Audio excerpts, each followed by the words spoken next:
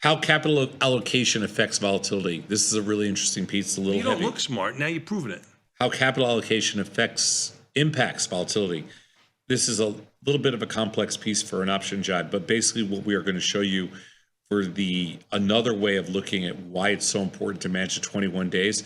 And something that we used to think was very valid was waiting for 50% of max profit. Actually, we're not going to disprove that at all. We're just going to say that 21 days is much more effective. So when we scale up, we observe a larger profit and loss.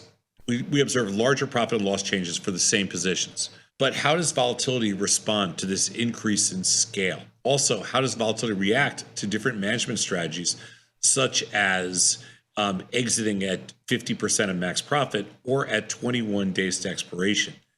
So we're going to look at a couple things. How does volatility respond to increases in scale? And how does volatility react to different management strategies?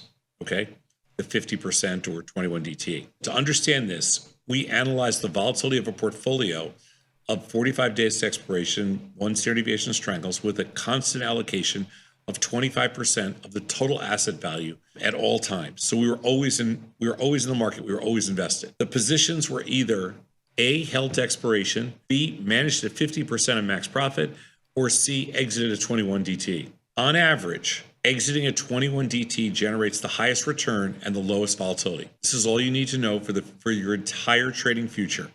This is all you need to know about reducing portfolio volatility and generating the highest return. Exit at 1/2 the time, whatever the time is. And if it's 45 days, you exit at 21. If it's 30 days, exit at 15. If it's 10 days, exit at 5. If it's 1 day, exit at noon. Worst, that's the worst case. Mm-hmm. That gives you superior results. And you can see right here where 21 DT gives you the highest return and the lowest volatility. Expiration gives you, expiration is kind of the middle ground, and the 50% winner gives you a reasonable return, but the volatility is much higher. Holding expiration gives you the worst return. So managing winners can generate a higher return compared to holding to expiration, but it does not control volatility. When you manage the 21 days, you can effectively control volatility. So what we showed here is that when you look at the right-hand side and you look at your daily volatility, at the 21 DT on the 1 standard deviation strangle gives you the lowest daily volatility and the highest daily return.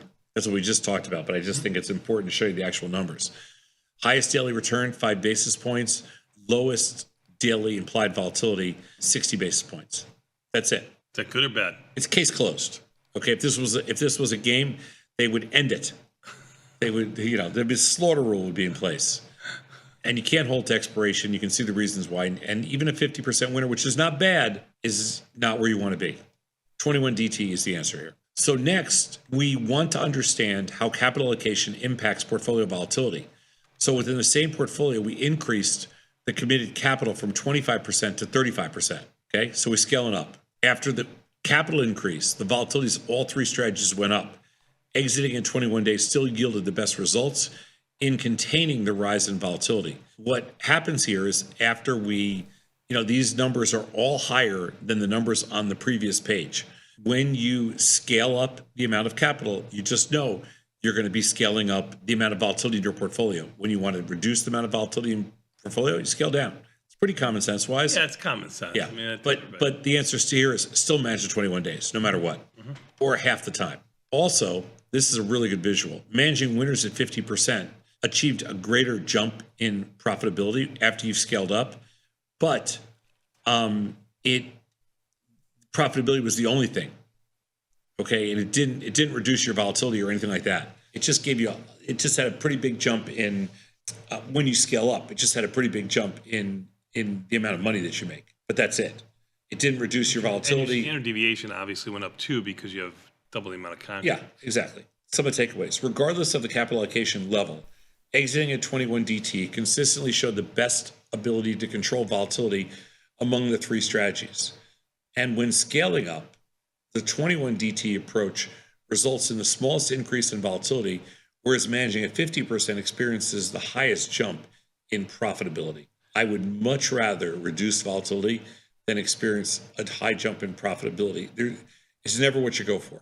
You know, it's funny that they looked at, I've never thought about looking at it from like controlling volatility standpoint, because whenever I know. put on a trade, you know, I always think that I can't control volatility at all, but we're just going here and really kind of diving in and proving a little bit here that with your size, you actually control the volatility of your portfolio, which is a pretty cool thing. And I think it's what we've talked about in so many different ways by saying our volatility of our P&L curve has been a lot more steadier now that we kind of reduce size or keep our sizing in check and not, you know, all in type of thing or trading too large, which is pretty cool.